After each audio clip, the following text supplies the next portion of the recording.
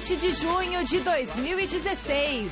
CBF confirma Tite como novo técnico da seleção brasileira. Corinthians apresenta o técnico Cristóvão, que fala em maior desafio da sua carreira. Barcelona quer Gabriel Jesus. Palmeiras nega ter recebido proposta. O líder do Campeonato Brasileiro volta a campo amanhã e Cuca deve poupar alguns jogadores. Jogo contra o Flamengo foi o melhor de Denis na temporada. É com atuações desse tipo que ele pretende ganhar a confiança do torcedor. Santos não resiste e é derrotado pelo Atlético Paranaense com gol no fim do jogo. Em virada épica, LeBron James lidera Cleveland Cavaliers ao título inédito da NBA. E ainda, os bastidores da visita de Fernando Praz ao Mesa Redonda. Olá, boa noite, boa semana para você. Tite é o novo técnico da seleção brasileira. O treinador foi confirmado e apresentado agora há pouco na sede da CBF no Rio de Janeiro. Junto com ele foram apresentados Edu Gaspar, que assume a direção de futebol, além dos auxiliares Kleber Xavier e Matheus Bach, que trabalhavam com o treinador no Coringão. Logo de cara aí na primeira entrevista como treinador da seleção, o Tite teve que responder sobre ter assinado o manifesto que pedia a saída do atual presidente Marco Polo Del Nero do comando da CBF. A atividade e o convite que me foi feito foi para ser técnico da seleção brasileira de futebol. Entendo que essa atribuição é a melhor maneira que eu tenho para contribuir naquilo que eu tenho como ideia e que foi a minha vida. E adjetivos como transparência, democratização, excelência, modernidade, é a forma que eu penso e a forma que eu trago para o futebol. E aí, desculpa, mas o meu legado, todo o meu trabalho pode falar a esse respeito e a forma com que conduzi. E penso ser dessa forma em todas as áreas também. Eu sou um técnico em formação. Com 50 anos eu sou, e vai um tijolinho a cada dia. E nós aprendemos com os nossos erros, e eu não tenho problema nenhum em reconhecê-lo e melhorá-lo. Né? E aprender também com os acertos que os outros também faz parte. E cabe a mim aí buscar esse trabalho, esse legado que sempre de coisas boas que aconteceram. Eu fiquei sentado numa poltrona aguardando 2014 e criei essa expectativa. Não foi. Por quê? Porque a vida é assim. Ela não é, ela tem o seu próprio tempo, ela tem o time das coisas acontecerem. Ela veio agora. Entendi que deveria aceitar, talvez por encerrar, eu não vou dizer assim de forma egoísta, mas vou colocar de forma vaidosa, de encerrar minha carreira ou de fazer parte da minha carreira, estar técnico da seleção brasileira. O foco é a classificação para o Mundial. E nós não estamos numa zona de classificação. É fato real que pode, sim, e que o trabalho todo vai ser desenvolvido nesse sentido, e que eu acredito que ele vá dar essa condição, mas corre-se o risco, claro que se corre. Se tu não aceitar a possibilidade que elas são reais, que estão na nossa frente, tu vai estar fugindo da realidade. Inclusive, eu estou aqui, infelizmente, enfim, por uma situação que o resultado também não veio. Então não vamos ser, sabe, é o fato real. A única coisa que eu posso assegurar é que todos, inclusive o Neymar, ele quer o bem da seleção.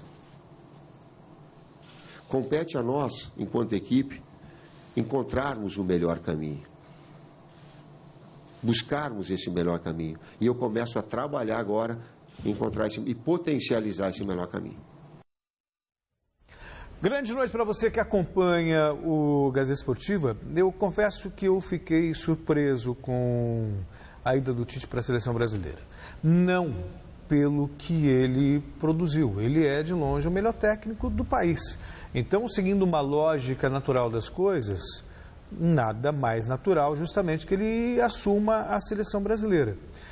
Mas pelo contexto, né? O CBF mergulhado em corrupção, a falta de um planejamento. Eu tenho para mim que o Tite é o remédio para dor de cabeça. O melhor remédio, diga-se de passagem, mas que não cura a dor de cabeça. Então ele vai estar ali para resolver um problema que a CBF tem, que é o comando da seleção. Ele é o técnico mais querido, ele é o técnico preferido do torcedor brasileiro, quer dizer, então ele é o que toda a atenção se volta para o Tite. Só que seria muito incoerente da minha parte achar que o Tite vai resolver todos os problemas da seleção. E por mais, eu sou fã do Tite, um admirador do trabalho do Tite, mas acho que a solução para a seleção brasileira, no caso campo, só de médio e longo prazo. Se você pegar o trabalho dele nos clubes, leva um tempo. O Corinthians, no ano passado, por exemplo, levou quase 6 meses para se ajustar. Isso treinando todos os dias, jogando 2 vezes por semana. Na seleção brasileira é uma outra história. Você convoca os jogadores, eles se apresentam na quinta para jogar no domingo, você tem 2 dias de atividade, 2 dias de treinamento. Eu não acho o suficiente para o Tite dar a cara dele. E também não vejo nos dirigentes da CBF, eu só estou me estendendo um pouquinho, mas já vou concluir o raciocínio, eu não vejo respaldo e confiança. É diferente de você começar um trabalho, vamos apostar numa filosofia, o técnico é o Tite, o diretor de futebol é esse, assim nós vamos seguir no futebol brasileiro. É na base do resultado.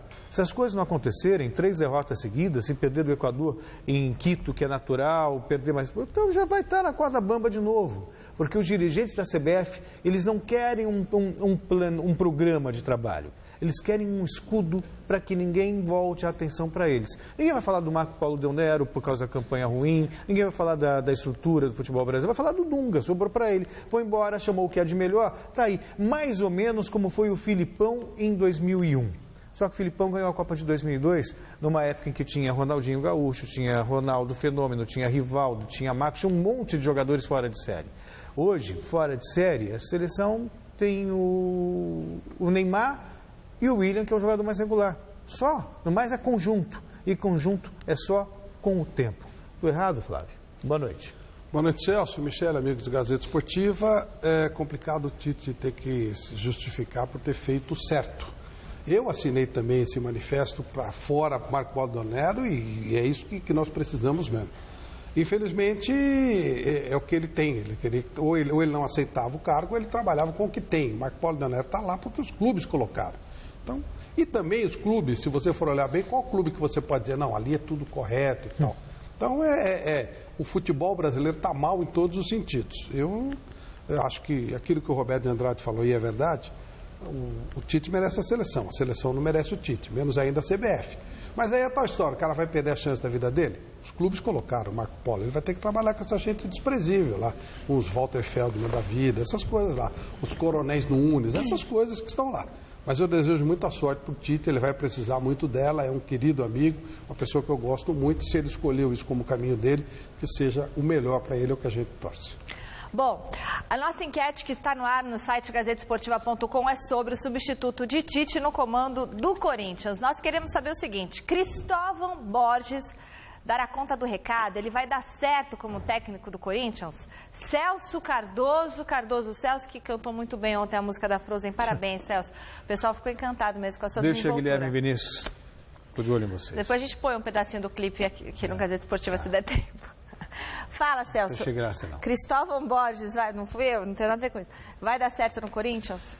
Então, eu estou na contramão daqueles que estão vendo uma péssima escolha. Eu fiquei surpreso, muito surpreso. Eu jamais imaginei que Cristóvão Borges. Mas eu vejo uma vantagem. Por que você jamais imaginou ele? Porque não é um nome vencedor, não é um nome top, não é... Ele tem, na curta carreira de treinador, começou em 2011... Ele tem um vice-campeonato brasileiro com o Vasco, que convenhamos é um feito, e chegou umas quartas de final de Libertadores também com o Vasco. Aliás, curiosamente, parou das 2 vezes no Corinthians do Tite. No Fluminense ele não foi bem, no Flamengo ele não foi bem, no Bahia ele não foi bem, no Atlético Paranaense ele não foi bem. Mas, por outro lado, é um técnico que chega para aproveitar parte da comissão técnica deixada pelo Tite, para aproveitar uma filosofia de trabalho já implantada. Quando ele assumiu o Vasco, o que ele fez? Só deu sequência para o Ricardo Gomes estava fazendo. O Ricardo Gomes foi vítima de um AVC, deixou o comando do Vasco e ele assumiu. Levou o Vasco, que era um time foi tocando razoável, ao vice-campeonato, chegou às quartas de final de uma Libertadores e não fosse o Cássio fazer uma defesa milagrosa naquele jogo no Pacaembu, talvez tivesse até avançado para uma semifinal de Libertadores. Então, se ele não atrapalhar, ele já está fazendo um ótimo negócio no Corinthians. Eu acho que e ele tem essa mentalidade. verdade, é gente de bom trato, conhece futebol. Eu acho que vai dar certo, sim. E aí, Flávio? Não. Não vai dar certo? Não. Por quê? Acho que não. A diferença é muito grande entre o Tite e o Cristóvão. Claro que eu torço por ele. O Cristóvão, uma das pessoas mais doces do futebol. Uma maravilha de conviver. Convivi com ele em 86 e 87, mas acho que a diferença foi muito grande. Entre o Tite e o Cristóvão, a diferença é gigantesca. Claro que eu vou adorar, achei que ele estava enganado, legal, que bom que o Cristóvão deu certo, porque eu quero que você torce a favor. Mas, a princípio, eu acho Mas você acha que entre o Tite e o Fernando Diniz, por exemplo, não teria essa diferença? São estilos diferentes. Aí você mudaria de filosofia, não teria como comparar. Aqui já é uma situação de comparação mesmo, porque o estilo vai continuar relativamente, né? Claro que o jeito Tite e Mana é diferente do Cristóvão, mas a linha, vamos dizer assim, segue mais ou menos a linha de trabalhar. Na Arena Corinthians, a Fiel fez a festa em jogo que teve homenagem para Tite, presença de Cristóvão Borges nos camarotes e uma importante vitória diante do Botafogo por 3-1. Veja os gols da narração de Celso Cardoso. Ali o toque feito para o Fagner, ganhou, invadiu a área, saiu, jogou para trás, olha o Bruno Henrique chegando, pode bater para o gol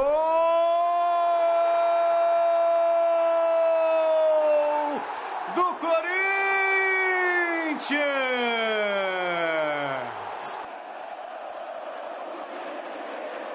Lá vem Botafogo, ali a tentativa e o gol do Botafogo! Da Marquinhos Gabriel fez a jogada, linha do lance, vai pintar um golaço, olha o gol, olha o gol! Golaço do Marquinhos Gabriel!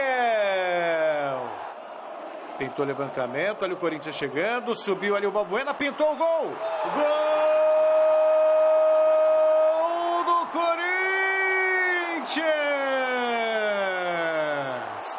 Em jornada de artilheiro, Bruno Henrique marca mais um. Muito importante para cada jogador sempre fazer gol e ajudar a equipe, sempre dá mais confiança quando você faz gol, né? Então, importante também, foi legal essa vitória para a gente, nós jogadores, tínhamos conversado que queríamos fazer essa homenagem para o Tite hoje, jogando bem. E o Cristóvão está chegando, vai ter todo o nosso apoio, o peso aqui no Corinthians, é claro, de substituir ele é muito grande, mas mesmo que não fosse o Tite, também é grande do mesmo jeito. E nós aqui profissionais, o grupo de jogadores, vamos estar de braços abertos para ajudar da melhor forma possível. Todos sabem que treinador é resultado, né? E o resultado é o que a gente busca também dentro de campo. Agora, ele sabe que você substituir o Tite não é fácil. Agora, nós também temos que virar a página. O Tite foi embora para a seleção. Nós não vamos poder ficar aqui fazendo comparações. O Tite é um só. Não tem dois, não tem nenhum parecido, nada. Então, qualquer treinador que viesse trabalhar conosco ia sofrer esse peso. Então, a gente tem bastante confiança no Cristóvão e eu acho que vai ser um grande trabalho. As devidas proporções, Flávio, é mais ou menos o que aconteceu com o Ferguson lá no Manchester United.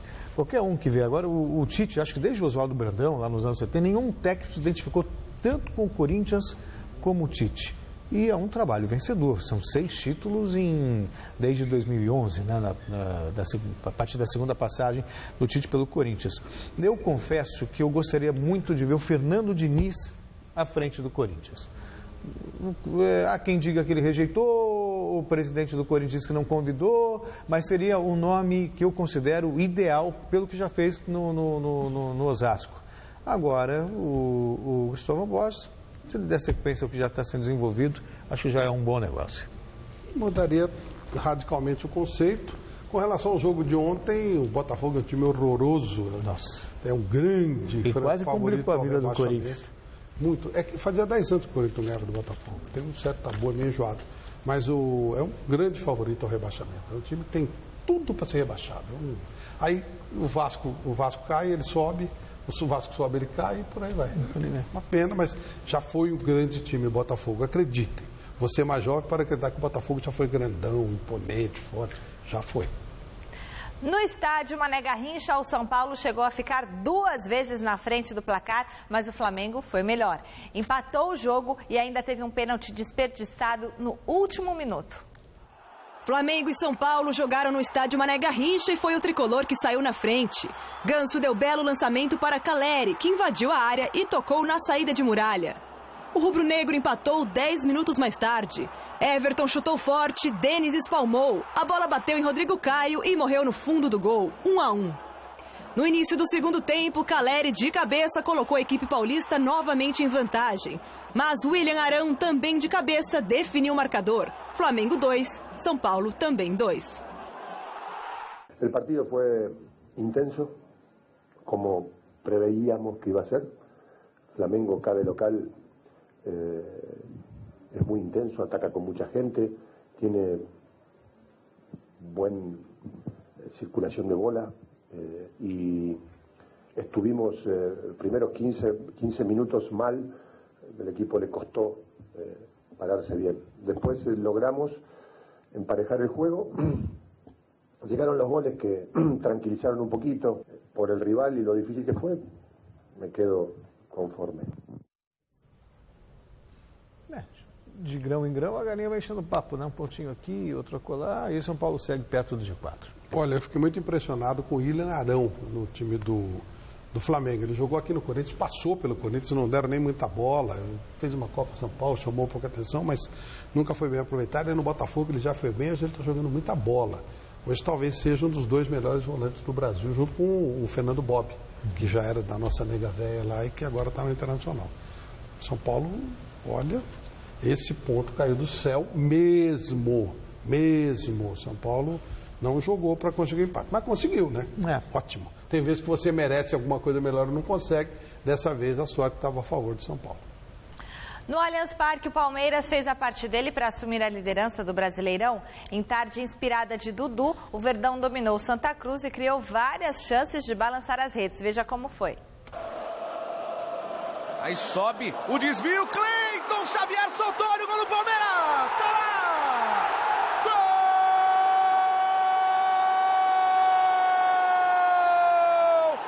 É do Palmeiras!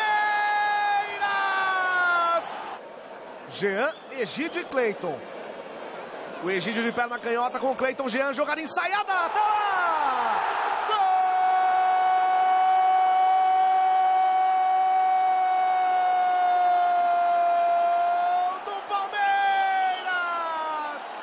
Lá na área tem o grafite, o Dani, o Neres, subiu o grafite, tá lá! Gol!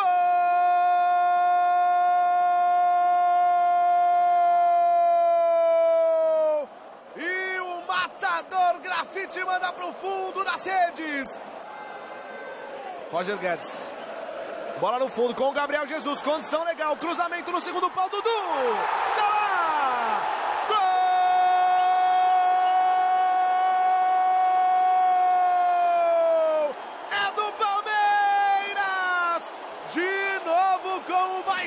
Dudu. Eu saio feliz. Eu sempre falei que eu prefiro ganhar de 4-3 do que 1-0.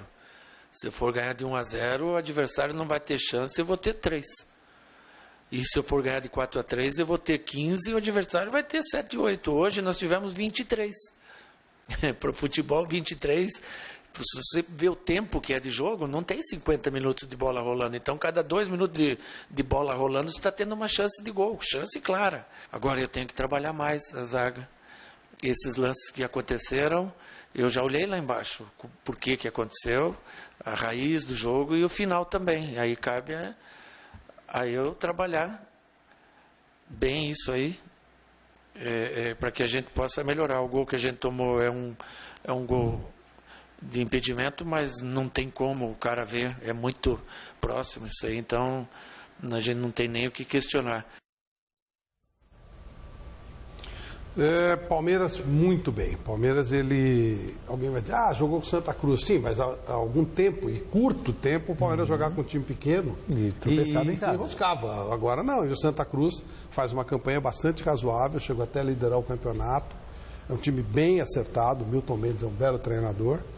Então é um outro Palmeiras, é um outro momento. Amanhã o Palmeiras joga contra o América e é muito favorito. Coisa que antes a gente falava, será que é, será que não é? O Palmeiras assumiu a liderança depois de 204 rodadas. A última vez que ele foi líder foi na 33ª rodada de 2009. Mas agora eu acho que com uma consistência muito importante. Vejo o Palmeiras como grande favorito à conquista do título. Estamos no começo ainda. Mas a cara do Palmeiras é uma cara de um time campeão ou um time que vai brigar até a última rodada pelo título. É forte o time do Palmeiras. Pois é, estou com o Cuca. O Cuca prometeu, né? Que pelo título brasileiro o time ia brigar.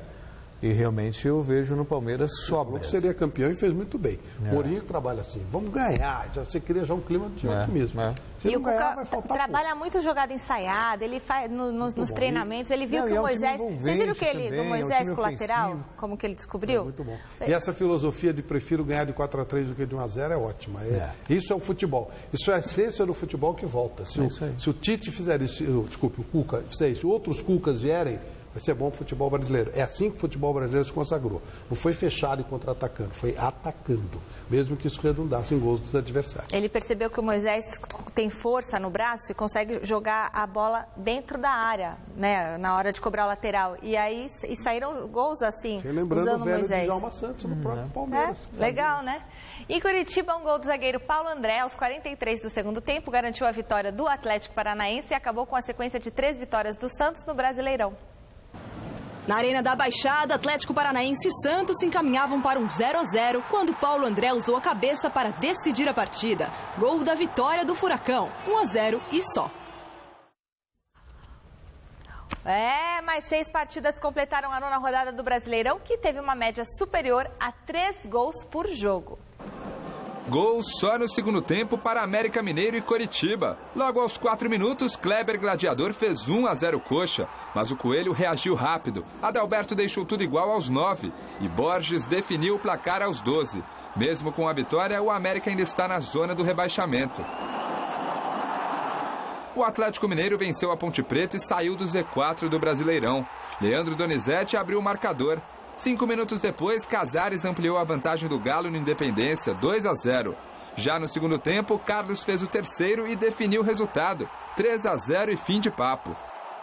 A Chapecoense foi até Salvador enfrentar o Vitória e se deu bem. Sérgio Manuel fez 1-0 para o time catarinense. Não deu tempo nem para comemorar. No minuto seguinte, Marinho deixou dele e empatou o jogo. Na sequência, William Thiago marcou e garantiu a vitória da Chape pelo placar de 2-1. Na Ilha do Retiro, o Sport saiu na frente do Fluminense no finalzinho do primeiro tempo com Gabriel Xavier, 1-0. A 6 minutos do fim, o veterano Magno Alves entrou em ação e empatou o jogo no Recife. Só que aos 45, Diego Souza apareceu e decidiu para o Sport, 2-1 placar final. Figueirense e Internacional se enfrentaram em Florianópolis e Badia abriu o placar cobrando pênalti. O Colorado empatou já na etapa final com Vitinho, sempre ele, 1-1. 7 minutos depois, o Figueira voltou a ficar na frente com Ferrugem, placar que já tirava a liderança do Inter. O time da casa foi para cima e Badi fez o segundo dele e o terceiro do Figueirense na partida. Pitinho ainda diminuiu, mas a vitória ficou mesmo com a equipe de Santa Catarina, final 3-2. Em Porto Alegre, o Grêmio afundou ainda mais o Cruzeiro na tabela. Luan marcou o primeiro do tricolor no fim da etapa inicial. E Douglas definiu o placar logo aos 6 do segundo tempo, 2-0. O time mineiro é o lanterna do Brasileirão. A rede também balançou pelo Campeonato Brasileiro da Série B. Destaque para a derrota do líder Vasco diante do Paysandu por 2-0. O resultado fez acabar uma série invicta de 17 jogos da equipe carioca em São Januário. Veja os gols da 10ª rodada. Em Santa Catarina, Fernando Viana fez 1-0 para o Joinville para cima do Ceará. De cabeça, Richardson empatou o jogo e definiu o resultado, 1-1. Mesmo placar de Sampaio Corrêa e Brasil de Pelotas. Natan marcou para os gaúchos, mas 3 minutos depois Elias apareceu e decretou a igualdade no Maranhão, 1-1 placar final. Em Curitiba, o Paraná terminou o primeiro tempo em vantagem, 1-0, gol de Murilo Rangel. Só que o luverdense precisou de apenas 10 minutos para virar o placar na segunda etapa e garantir a vitória na casa do adversário. Ayrton e Hugo fizeram os gols, 2-1 Luve. O Goiás sofreu, mas conseguiu vencer o Avaí nos últimos 12 minutos de partida. Anderson Salles e Cassiano garantiram os 3 pontos ao time goiano, que ainda não conseguiu sair da zona do rebaixamento, 2-0. Longe de casa, o Bragantino tinha tudo para escapar do Z4 com a vitória parcial de 1-0 sobre o Náutico. Só que aos 47 do segundo tempo, Beckson converteu a cobrança de pênalti e assegurou o empate. Final 1-1. Na Fonte Nova, o Londrina balançou a rede do Bahia logo no primeiro minuto com Zé Rafael. Juninho, com muita categoria, bateu a falta no ângulo e deixou tudo igual.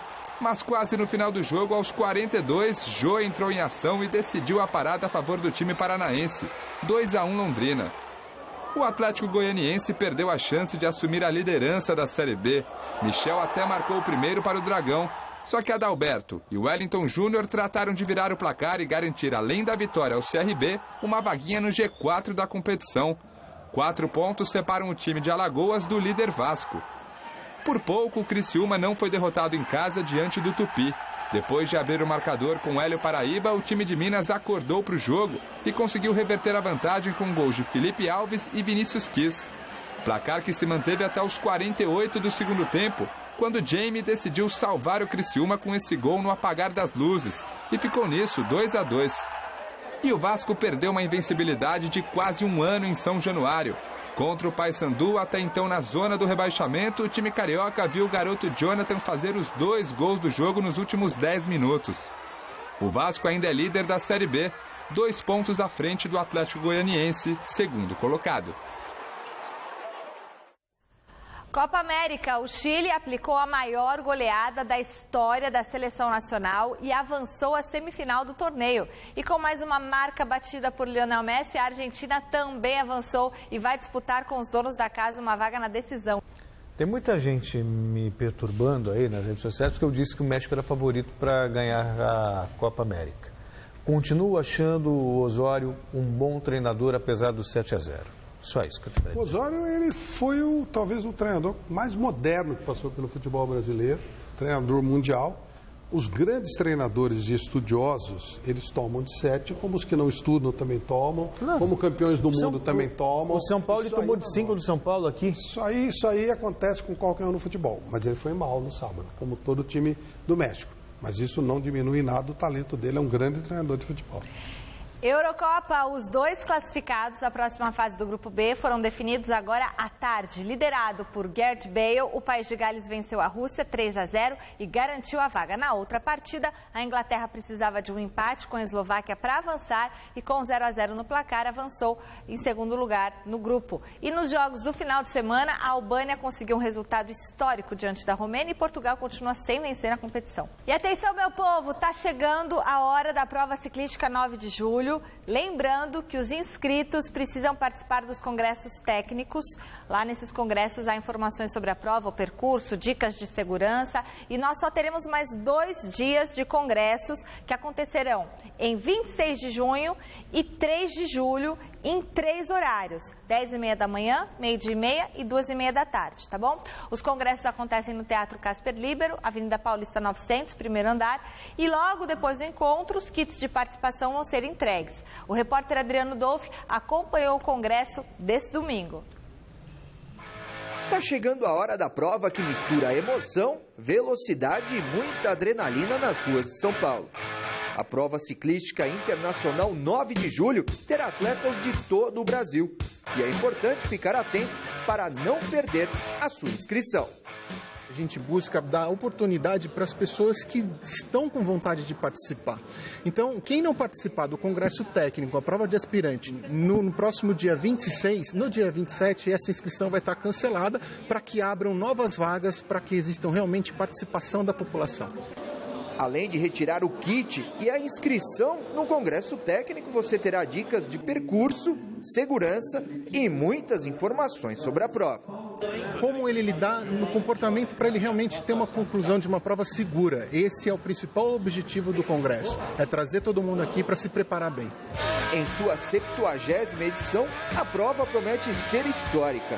Faça a sua parte. Fique atento às dicas da organização. Se programe para poder chegar cedo. A prova larga às 6h45. Essa chegada cedo, você vai encontrar a via para poder chegar. Você vai poder chegar com o metrô, a estação Butantã é muito próxima. Você pode estacionar os carros em grandes quarteirões que existem em volta, ou então mesmo na própria dentro da USP. Existe uma organização. Para a gente vai ser um orgulho enorme colocar bastante gente, muitas pessoas para poderem ter uma competição como essa nas ruas da cidade de São Paulo.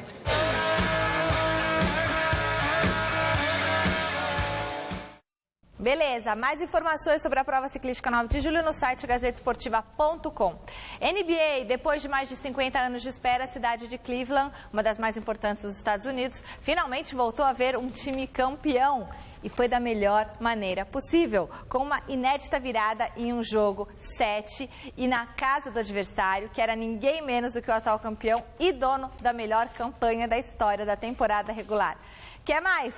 Tudo isso sob o comando de um ídolo que havia revoltado a torcida ao deixar o Cleveland Cavaliers, mas que voltou há 2 anos com a promessa de trazer o inédito título da NBA para a franquia.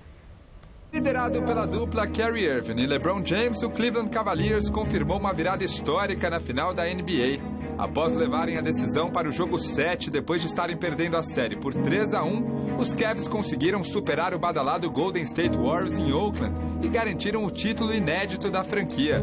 LeBron James chamou a responsabilidade e levou a melhor contra o astro-rival Stephen Curry, anotando um triplo-duplo, com 27 pontos, 11 rebotes e 11 assistências. Já o companheiro Irving brilhou a menos de 1 minuto do final da partida, quando o placar marcava 89-89 no último quarto e deu a vantagem aos Cavaliers com essa belíssima cesta de 3. No final, 93-89, LeBron como MVP do jogo e muita emoção para The King James, que cumpriu o que prometeu em 2014 quando retornou ao time de origem: levar o título inédito da NBA para Cleveland. Dito e feito. Foi emocionante mesmo ontem. E de olho numa vaga para os Jogos Olímpicos, atletas de várias modalidades participaram nesse final de semana do Grand Prix Brasil de Atletismo. 45 brasileiros já têm vaga garantida, mas muitos ainda correram atrás do índice para poder representar o país no Rio de Janeiro. Veja na reportagem de Fernando Gavini. No Grand Prix Brasil de Atletismo, realizado domingo em São Bernardo do Campo, Vitor Hugo dos Santos, de apenas 20 anos, deixou para trás 2 americanos e 2 jamaicanos que competem pelo Bahrein e venceu os 100 metros rasos com a melhor marca da sua vida, 10 segundos e 17 centésimos. 1 centésimo acima do que precisava para se garantir na Olimpíada. Acho que esse 10-17 aí é só aquela esperança para chegar bem para a Olimpíada, conseguir fazer esse índice. Tem algumas vezes o cronômetro vai para baixo, né? E eu tava naquela esperança de descer. Eu não parava de olhar para ver se descia, mas ficou parado ali. Mas Deus sabe o que faz. Se não foi hoje, pode ser amanhã, depois. Acho que eu não vou desistir para colocar esse índice. Se o garoto não perde a esperança, o mesmo pode-se dizer de Jadel Gregório. Finalista olímpico em 2004 e 2008, o veterano de 35 anos quer o índice para encerrar a carreira no Rio de Janeiro. Mas no Grand Prix, a marca necessária de 16 metros e 85 centímetros não veio. E o atleta, que está conciliando os treinos com o cargo de secretário adjunto de esportes do governo de São Paulo, terminou a prova apenas com o 3º lugar. O índice é uma coisa que não é distante, eu tenho 17,90, lógico que há um bom tempo eu não salto 17 metros, mas uma série de coisas passou. Eu fui para os Estados Unidos, tem família, nasceu filho, uma série de coisas aconteceram nesse meio tempo. Tive que parar de treinar um tempo e acredito que no Troféu Brasil, ou até mesmo antes, a gente vai tentar escapar, fazer uma competição fora do país para ir buscar esse índice. Quem já está classificado usou o Grand Prix como preparação para a Olimpíada. No salto com vara, Augusto Dutra se surpreendeu com o resultado. Ele venceu com a marca de 5 metros e 70 centímetros, a 8ª melhor do mundo em 2016. Foi sensacional, porque eu entrei na prova só pensando em uma forma de treinamento mesmo, porque não tenho treinado tão bem, né? Diferente do desempenho de Augusto, foi o de Geisa Arcanjo no arremesso de peso. Ela venceu, mas não gostou da marca que fez. Para mim, o melhor mesmo, o aceitável para mim, como atleta, seria acima dos 18. Mas cada dia mais eu tô arremessando toda hora 17,70, 17,50 e eu sei o que eu tenho feito de treinamento, o quanto meu treinamento está forte e com certeza logo eu vou me sentir satisfeita com o resultado dentro da pista. Evoluir para alcançar o melhor resultado possível na Olimpíada é o que querem todos os atletas. Um dos mais otimistas quanto a isso é Altobaeli Santos da Silva. O fundista trocou neste ano os 5.000 metros pelos 3.000 com obstáculos e se tornou o primeiro brasileiro em 20 anos a se classificar para uma Olimpíada. Sempre acreditei que eu podia chegar nas Olimpíadas, mas exatamente não esperava logo essa. Né? Foi uma prova que me surpreendeu, que eu vi que eu tinha capacidade e potencial. Agradeço a Deus por isso, por esse talento. Né? E agora eu estou treinando aos pouquinhos. Eu acredito que eu tenho muito a evoluir, que eu sinto no treinamento que eu estou longe do meu limite. O que eu fiz aqui era para ter feito melhor, mas eu pretendo competir lá fora, preciso competir fora para melhorar minha marca, onde estão os melhores do melhor, para não ficar correndo aqui sozinho. Voltamos a falar do São Paulo, que depois de empatar com o Flamengo em 2-2, começa a se preparar para o jogo da próxima quinta-feira contra o Sport no Morumbi. O goleiro Denis foi o personagem da entrevista coletiva desta segunda-feira. Veja com Fernando Gavini. O empate arrancado em Brasília diante do Flamengo teve Denis como herói. Na temporada foi o jogo que eu mais trabalhei, né? Foi o jogo que acho que mais teve finalizações no gol, o jogo com mais defesas. E para mim isso é muito importante. Então acho que nessa temporada, nesse ano, sem dúvida foi o jogo que eu mais pratiquei defesas, né? Então fico muito feliz de ter ajudado. O jogo contra o Flamengo marcou a volta por cima de Denis no gol do São Paulo. Com a dura missão de substituir Rogério Ceni, que pendurou a chuteira no ano passado, o goleiro sofreu com muitas críticas desde o começo da temporada. Mas aos poucos tenta ganhar a confiança da torcida. Teve jogos que eu cheguei em casa muito triste por saber que eu não estava rendendo o que eu podia render. E sempre coloquei na minha cabeça o trabalho. A única forma de eu melhorar era chegar no outro dia e trabalhar cada dia mais, treinar cada dia mais, e para que eu pudesse voltar a jogar e render o esperado, né, dentro de campo. Foram 7 anos de espera na reserva de Rogério Ceni até Denis ganhar a chance de ser titular. Se manter nesta condição é que é o grande desafio. Deu para perceber isso nos intensos primeiros 6 meses com a camisa 1 tricolor. Foram e está sendo 6 meses bem intensos. São 6 meses que aconteceram muitas coisas e eu fico muito feliz de ter sobrevivido todas as críticas. Eu acho que isso é o mais importante. Você ser criticado e você conseguir se manter jogando para você mostrar sempre o seu valor e dar a volta por cima. Boa, Denis! Amanhã, o líder Palmeiras volta a campo para enfrentar o América Mineiro e o técnico Cuca deve promover mudanças na equipe. Quem tem os detalhes é o Alexandre Silvestre, que está lá na Academia de Futebol. Boa noite, Alexandre Silvestre!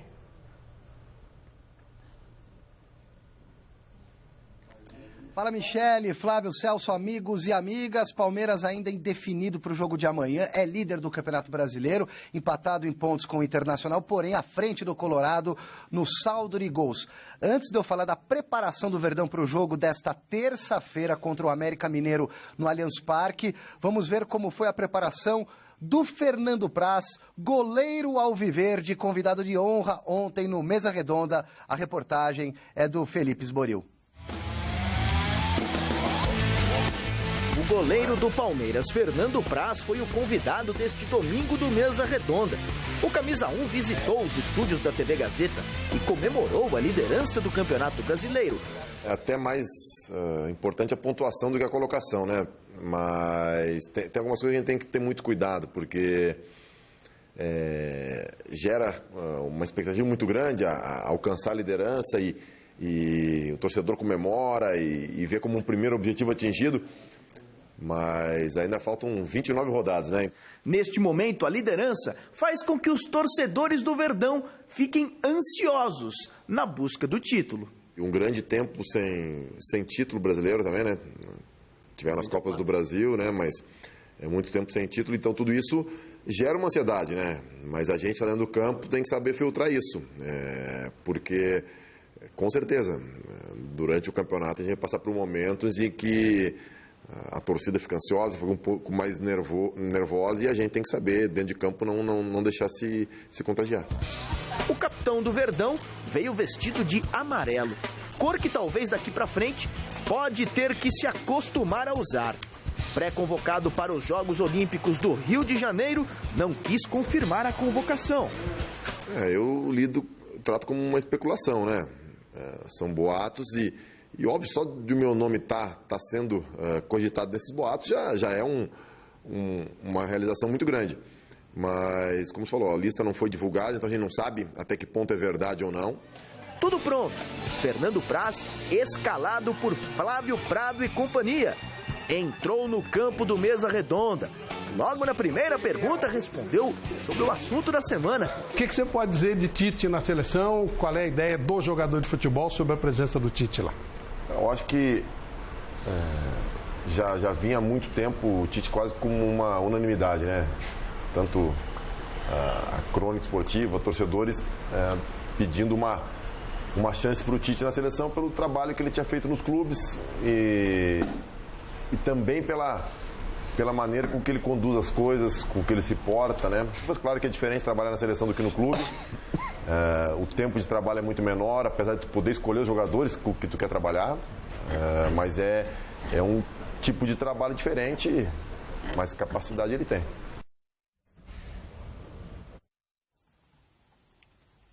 Grande Fernando Praz, que não está confirmado pelo Cuca, que não divulgou a escalação do Palmeiras para o jogo desta terça-feira contra o América Mineiro no Allianz Parque, mas o Fernando Praz certamente iniciará a partida. 3 jogadores que estão na lista dos convocados, já concentrados aqui pertinho da Academia de Futebol no bairro de Higienópolis, talvez não iniciem o jogo porque apresentam um maior desgaste físico de acordo com os últimos exames. Os casos do Cleiton Xavier, do Moisés e do Dudu. Falou hoje, antes, o Thiago Martins está voltando de suspensão e o Lucas Barrios fora da lista, se recupera ainda de uma lesão muscular, já está treinando com bola, talvez fique à disposição para o final de semana contra o Cruzeiro fora de casa. O Roger Guedes, promissor atacante do Palmeiras, concedeu hoje entrevista coletiva aqui na academia, um garoto precoce em todos os sentidos. Chegou no início do ano vindo do Criciúma, já ganhou o espaço dele na equipe, é uma peça importante do ataque do Cuca e fora de campo o menino também está programado para dar certo. Vamos ouvi-lo. Tem 19. Teu filho ou filha tem que idade? Filho tem 6 meses. Me conta um pouquinho dessa história fora de campo, cara. Não, é tranquilo. Como até todo mundo se espanta que eu sempre tinha o sonho de ter filho. Eu tive o sonho com 15 anos, eu queria ter filho já.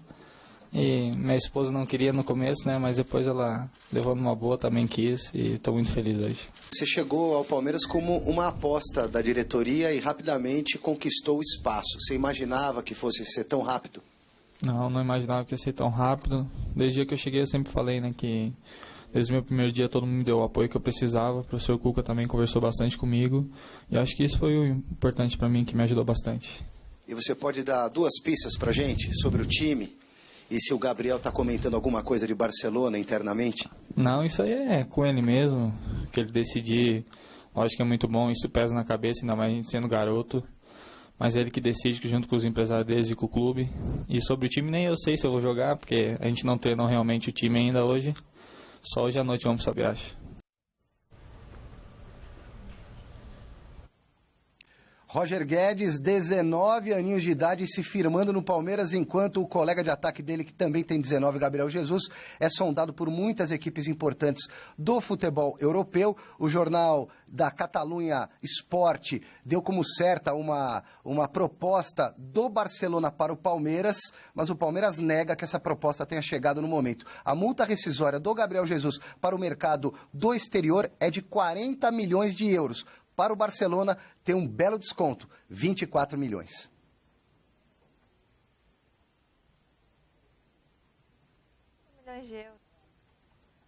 Alexandre Silvestre por todas as informações, sempre em cima do lance aqui no Gazeta Esportiva. A gente volta a se ver amanhã e vamos continuar, né, João? Segue o jogo. No Corinthians, a segunda-feira foi marcada pela apresentação do técnico Cristóvão Borges. Reportagem aqui, ó, Adriano Dolfi. A caminhada ao lado de Marlone e um bom dia à imprensa. Assim começou o primeiro dia da era Cristóvão Borges no Corinthians, que depois já colocou a mão na massa. Na sequência, ele foi apresentado à imprensa e falou sobre o desafio no clube e a missão de substituir um ídolo. Em alguns clubes você tem as heranças. A herança que eu recebo aqui é a herança de um treinador vencedor, de um trabalho encaminhado. É um momento de estar se refazendo, reformulando o time, e o Tite, que é um treinador campeão, isso qualquer um ou todos nós passamos dificuldade, porque a remontagem de um time ela requer tempo. Ex-jogador do Timão, Cristóvão, assinou contrato até o final de 2017, no momento em que ele cita como o mais especial da sua carreira. É o maior desafio. E é isso que me move, mexe comigo e que me motiva. Cristóvão, você chega aqui no Corinthians com um currículo sem títulos, para substituir o cara que mais foi campeão aqui. Você acha que isso pode pesar contra você em algum momento? Só se eu não for campeão. E eu vim aqui para ser campeão. Cristóvão mal chegou ao clube e já tem que administrar problemas para escalar a equipe que vai enfrentar o Atlético Mineiro. O zagueiro Balbuena, por exemplo, está suspenso, mas a maior dificuldade está no gol. Cássio sentiu mal-estar no intervalo no jogo de domingo. O terceiro reserva Kaique entrou no jogo. Walter, o titular, está lesionado. O segundo reserva Matheus Idotto retornou hoje aos treinamentos. Tivemos uma reunião com a diretoria, com o Alessandro e a comissão técnica, departamento médico, para justamente a gente avaliar. E ainda vamos fazer outra avaliação amanhã, temos alguns problemas sim, e inclusive por isso nós vamos aguardar a avaliação de amanhã para aí a gente definir de que maneira nós vamos para o próximo jogo. Problemas que não fazem Cristóvão perder o bom humor, até mesmo para lembrar de um lance do jogo Corinthians e Vasco pela Libertadores 2012, que poderia ter mudado toda a sua carreira. Aquilo ali mudou a história, porque o nível que o Corinthians estava e ganhou o título, eu acho que naquele momento no Brasil nós éramos o único time brasileiro que encarou o Corinthians daquela maneira e quase nós ganhamos. E aquele lance lá, eu ainda não tive a oportunidade de conversar com o Cássio, eu estou louco para conversar com ele, eu vou falar sobre isso. Muito bom, resultado final da enquete de hoje do site gazetesportiva.com. Cristóvão Borges dará certo como técnico do Corinthians? Eu estou torcendo por ele e deu que sim, 51% dos votos, tá apertado. Gente boa, né? A gente vê ele parece, bem, né? Eu quero conversar com ele. É muito tal. do bem, ele é muito. Tô louco para conversar com o Cássio. Tomara que ele dê muita sorte. Estamos torcendo. Boa noite. Boa noite, deixa um beijo também para a Tassiana, que está acompanhando lá em Itacaratu, Pernambuco, para o Pietro, para o Pierre e para o Theo Abreu. Abraços. It's gonna make it that much better when we can say goodnight and stay together.